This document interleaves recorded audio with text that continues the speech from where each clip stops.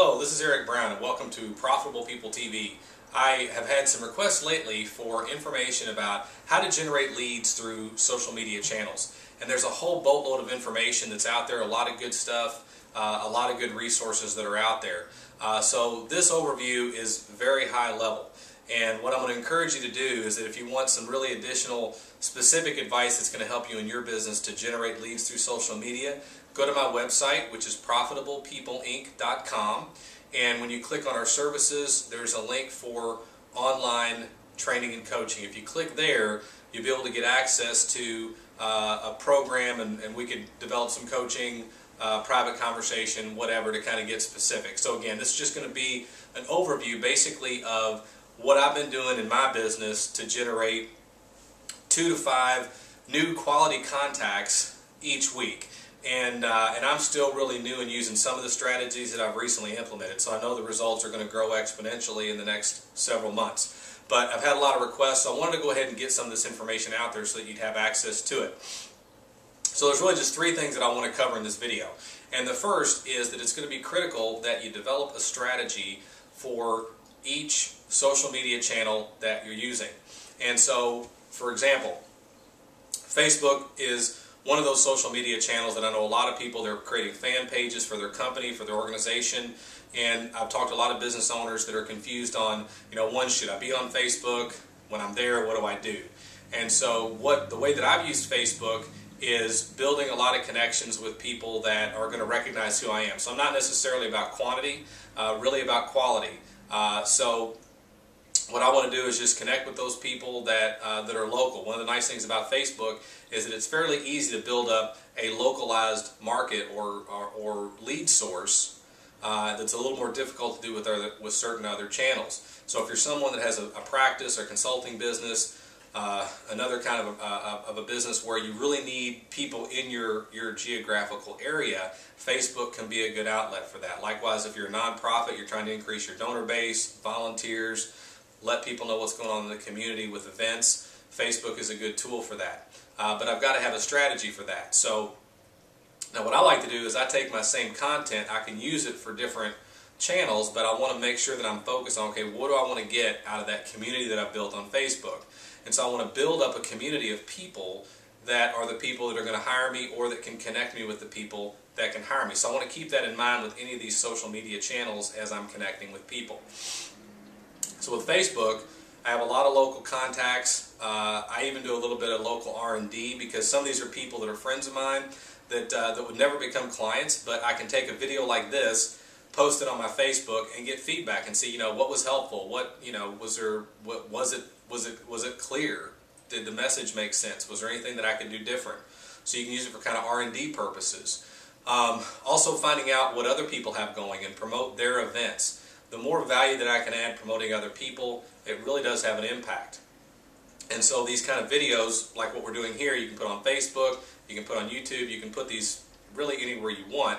But one of those strategies is to be sure that I'm adding value. So when I'm on Facebook, I really want to endeavor to find out how can I add value to the relationships that I have there. So that's something that's really just key in developing your strategy. When I'm using LinkedIn, which is a little different site, it's really geared more professionally in certain ways. And so when I'm using LinkedIn, one of the strategies that I'm using is just consistently, every day, I'm going in, looking at people's profiles, trying to identify who are the people that they know that I should know, and then just send them a request for some introductions and getting information and having conversation on the phone also, not just relying on the technology, but giving those people a call to find out, here's the 3 or 4 people that I think I should get to know in your network, and we talk about them and have some conversation before we do an introduction. That can help me answer a lot of questions before I start reaching out to people, so I can leverage the time that I'm going to invest. Also, you can get on groups, you can create groups, kind of put yourself in a leadership position and bring people together. Always offer value and connection to other people. What I'm getting the better results out of is really giving more to people. Like here today, sharing some information that may help you. And again, there's a lot of other information out there. Also, asking questions on LinkedIn has been interesting. I didn't really expect it to be a good strategy for lead generation, but I've actually connected in the last 5 days with 3 new business owners as the result of a question that I posted to help me with something that I needed some help with. And I'm not sure what that's going to lead to, but all I can really hope for is to create connection. That's what it's all about, is allowing 2 people anywhere in the world to be able to connect. When I'm using Twitter, I have a lot of connections all over the world on Twitter, and so what I've done recently to localize that is I pull up a profile of someone that's local, or maybe a business or a nonprofit organization, see who's following them that's in this area, or I can use the advanced Twitter search and look up people in a certain geographical location. And so I spend time each day, even if it's only 15 to 30 minutes, connecting with people who are in my area, because in my business a lot of what I do is local. I'm also doing some online coaching, so it doesn't really matter where you're located, but for what I'm doing this last couple of weeks is I want to localize some of that. Also utilizing YouTube. I think in the month of January there were 2.5 billion searches on YouTube for just stuff, okay? And so it's a largely untapped area for people that are doing business-to-business work or in other kinds of sales capacities. So it's important not to treat these channels like advertising, because that's not going to create connectivity in the online community. It's not going to build trust with people. We really have to be delivering value. And the more value we deliver, it's going to make sense who we should be talking to, and those relationships are going to evolve organically through that. Also, creating podcasts and putting them on iTunes. You might have to work with your web developer to get the right blog feed and audio feed to be able to make that work with iTunes, but that's another channel that I'm working with, and I'm very new to that, so I'll let you know when I start getting some results that I can quantify there. The second thing I wanted to cover was just the importance of using video. Usually what people want to do is they want to find out from us, is this someone that I think I'd like to work with? Does this person look trustworthy? Are they credible? Can they really help me solve my problems?